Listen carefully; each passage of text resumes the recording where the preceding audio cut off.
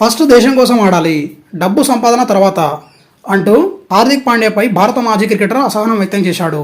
పూర్తి వివరాల్లోకి వెళ్తే ముంబై ఇండియన్స్ కొత్త కెప్టెన్ హార్దిక్ పాండ్యా ఐపీఎల్ ఎంట్రీకి సిద్ధమవుతున్నాడు. గత వన్డే ప్రపంచ కప్ సమయంలో గాయపడిన హార్దిక్ పాండ్యా కోలుకొని మళ్లీ ప్రాక్టీస్ చేస్తున్నాడు. గుజరాత్ను ఛాంపియన్గా నిలిపిన హార్దిక్ను ముంబై ఫ్రాంచైజీ తమ నూతన సారథిగా ప్రకటించింది. దాదాపు 4 నెలల పాటు మైదానానికి దూరంగా ఉన్న అతడు ఎలా ఆడతాడనేది ఆసక్తికరంగా మారింది. అయితే దేశవాళీ జాతీయ జట్టుకు ఆడకుండా నేరుగా ఐపీఎల్లో పాల్గొనడంపై భారత మాజీ క్రికెటర్ ప్రవీణ్ కుమార్ తీవ్ర అసహనం వ్యక్తం చేశాడు. ముంబై తీసుకున్న నిర్ణయంపైన ప్రవీణ్ స్పందించాడు. ఐపీఎల్లో ముంబై, ఆర్సీబీ, పంజాబ్ జట్లకు అతడు ప్రాతినిధ్యం వహించాడు. ముంబై ఇండియన్స్ తొందరపాటు నిర్ణయం తీసుకుందా లేదా హార్దిక్ పాండ్యాను కెప్టెన్గా నియమించడం సరైందేనా? ఎందుకంటే గత 2 నెలల్లో అతడు క్రికెట్ ఆడలేదు, జాతీయ జట్టుకు ఆడలేదు, దేశవాళీ టోర్నీల్లోనూ పాల్గొనలేదు, నేరుగా ఐపీఎల్లోనే ఆడేందుకు వస్తున్నాడు.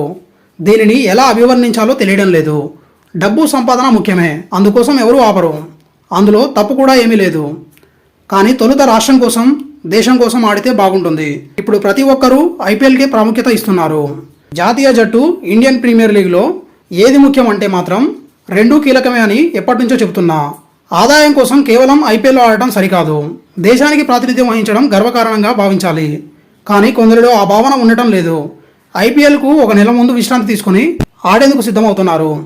ఇలా కాకుండా అంతర్జాతీయ మ్యాచ్లతో పాటు ఐపీఎల్కు సమాన ప్రాధాన్యం ఇస్తే సరిపోతుంది.